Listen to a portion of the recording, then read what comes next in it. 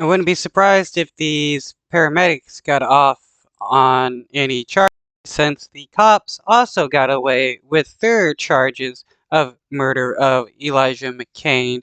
Uh, Everybody involved should be put in prison for murder. Well, in Colorado, two very different narratives laid out during opening statements in the Elijah McClain case. The two paramedics who gave McClain a powerful sedative the night he was stopped by police in 2019 are on trial for multiple charges, including negligent homicide.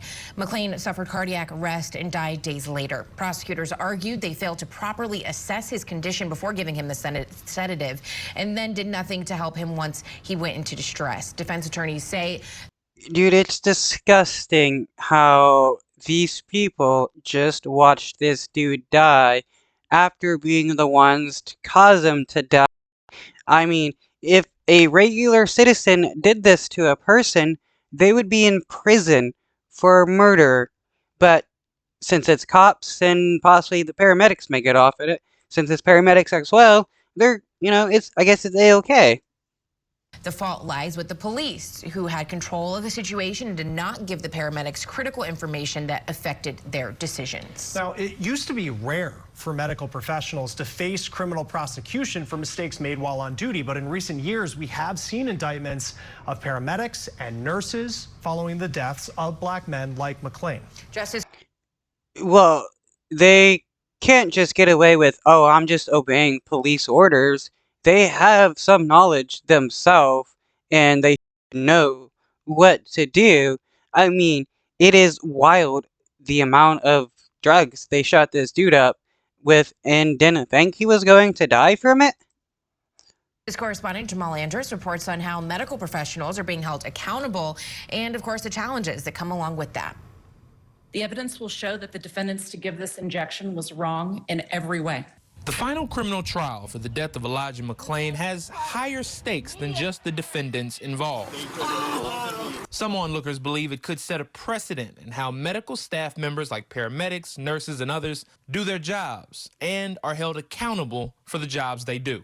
Aurora Fire Department paramedics Jeremy Cooper and Pete Chakuniak face homicide and manslaughter charges for McClain's death. Cooper and Chakuniak have pled not guilty. You cannot treat human beings like cattle. Shanine McClain, Elijah's mother, told me back in January when the defendants were arraigned that the paramedics treated her son like an animal that day. They could have done their job the right way instead of being associated or made into accomplices of my son's murder. Prosecutors allege the Yeah, they could have actually tried to save his life instead of just sat around with their thumbs up their butt while watching a die from the drugs that they administered. use of a sedative drug, ketamine, ultimately led to McClain's death, and the paramedics who used it are criminally responsible. They injected Mr.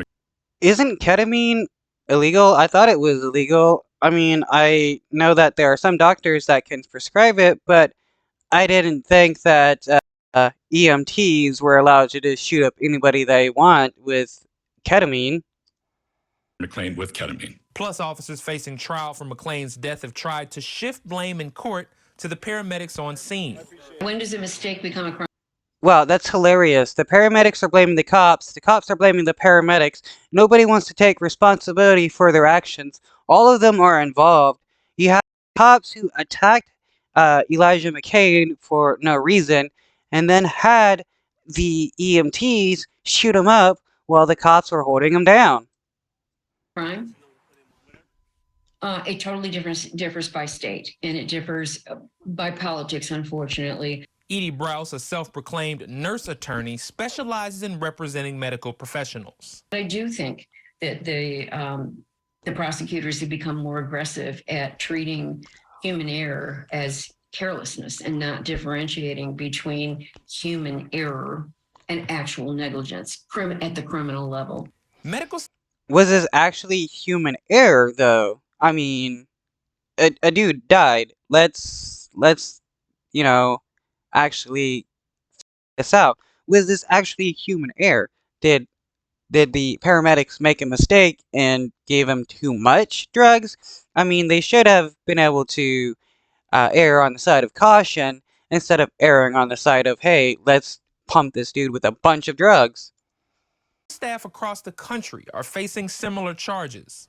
2 Illinois paramedics are facing first-degree murder charges after strapping a patient face down on a stretcher. A California nurse was charged with involuntary manslaughter after 7 officers held down a suspect while she carried out a blood draw. I really wonder how. Yeah, just because the people are nurses or EMTs, paramedics, whatever, doesn't mean their involvement is not them participating in the unlawful killings of people. And like, why would you strap a dude face down on a gurney? That makes no sense whatsoever. You would know that the person would have trouble breathing if you strapped them face down. How easy the prosecutors think it is for nurses to try to override police. A registered nurse herself, Browse believes an uptick in these kinds of cases could ultimately put patients in more danger, not less. The only way that you can prevent something that's happened from recurring is to do a really good root cause analysis of what happened. And you can't. Yeah, what happened was you had a group of racist cops who didn't like a black dude minding his own business and walking down the street, so they decided to kill him with the help of the EMTs. Can't do that kind of detailed analysis on things unless they're reported.